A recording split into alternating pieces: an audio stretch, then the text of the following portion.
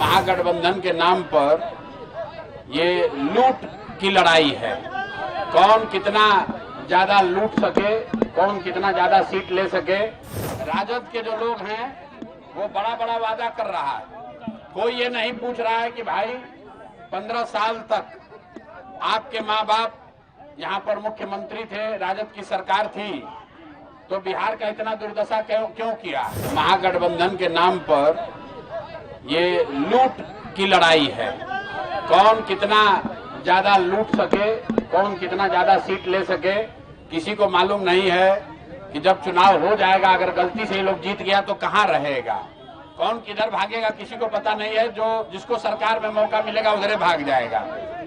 तो इसलिए इस ठगबंधन में मत पड़िए। मैं पहले से कह रहा हूँ कि जो राजद के लोग हैं वो बड़ा बड़ा वादा कर रहा है।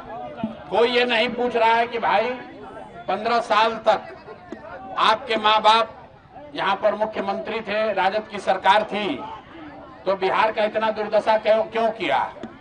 इतना चोरी किया कि आदमी के बात तो छोड़िए, जानवर का भी चारा खा गया। और वो आदमी, वो दल अभी कह रहा है कि हम बिहार में आएंगे तो सब सुधार कर देंगे। तो भाई 15 साल में क्यों नहीं किए। इसीलिए हम लोग रोज कहते हैं कि राजद का हालत वो है कि जो बूढ़े शेर का होता है। बूढ़ा शेर का कहानी सुने हैं ना। बूढ़ा शेर जब बूढ़ा हो जाता है, शिकार नहीं कर सकता है, तो सोने का कंगन लेके बैठता है ताकि कोई रास्ता चलता हुआ आदमी कंगन के लालच में आए तो उसको पकड़ के खाएंगे। तो ये राजद वाले जो हैं, ये जंगल राज वाले नेता, ये चाहते हैं बड़ा बड़ा वादा करके कि जनता फिर भ्रम में पड़ के किसी तरह हम लोग को वोट दे, तो फिर हम लोग अपहरण, रंगारी, गुंडागर्दी जो पहले करते थे वही चालू करेंगे। इसलिए राजद को कोई वोट देने वाला नहीं है। लड़ाई जो है वो नीतीश भाजपा की एनडीए और जनसुराज के बीच में है। नीतीश भाजपा के भ्रष्टाचार से, इनके नीतियों से जो बिहार के लोगों का नुकसान हुआ है, बिहार के बच्चे जो बाहर जाकर 10-12 हजार रुपए में मजदूरी करने के लिए मजबूर है, उसको बदलने के लिए हर हालत में नीतीश और भाजपा एनडीए को हराइए, नई व्यवस्था जनसुराज की बनाइए, तभी आपके बच्चों के लिए पढ़ाई रोजगार होगा। अन्यथा तो 30 वर्ष से नीतीश चाचा जैसे चला रहे हैं ऐसे ही चलता रहेगा। अगर गलती इस बार किए तो अगले 5 वर्ष भी भैया रोना मत। फिर मुखिया आपको 2-2.5 हजार रुपया राशन कार्ड में लेगा ही लेगा। इंदिरा आवास बनाने में 20,000 घूस लगबे करेगा। बिजली का बिल गलत आएगा ही, नकली शराब बिकेगा ही बिकेगा। और आपका बाल बच्चा यहाँ से जाकर गुजरात में, तमिलनाडु में जाकर मजदूरी करेगा। अगर ये स्थिति बदलना है तो नीतीश भाजपा को हटाइए, नई व्यवस्था बनाइए।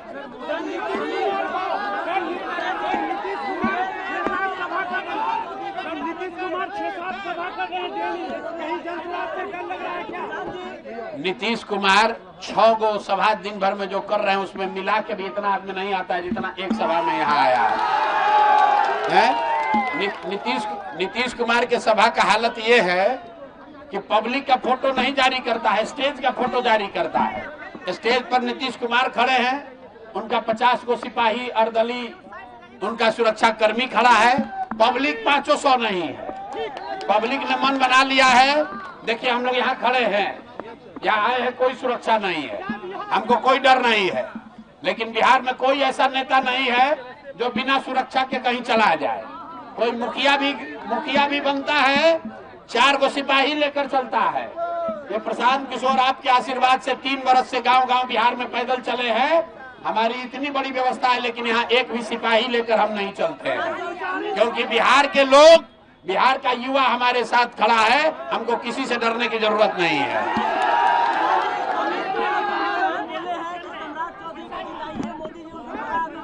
अच्छा, अमित शाह बोले हैं, ये कह रहे हैं कि अमित शाह बोले हैं सम्राट चौधरी को जिताइए। आप बताइए, अमित शाह ही बोले कि बिहार में फैक्ट्री लगाने के लिए जमीनें नहीं है।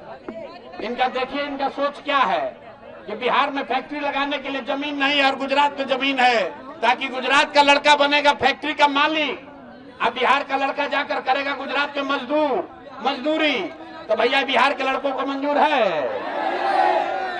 कई गो अमित शाह आएंगे और जाएंगे, बिहार के लड़के अभी इस बात पर तैयार नहीं, अभी तक विकल्प नहीं था, इसलिए मजबूरी में इन लोग को वोट देना पड़ता था। अब विकल्प मिल गया है, जन स्वराज का विकल्प है, हर हालत में बिहार में नई व्यवस्था बनेगी और जो लड़के गुजरात में, तमिलनाडु में जाकर मजदूरी कर रहे हैं, वही लड़के बिहार वापस आएंगे, फैक्ट्री लगाएंगे भी और चलाएंगे भी।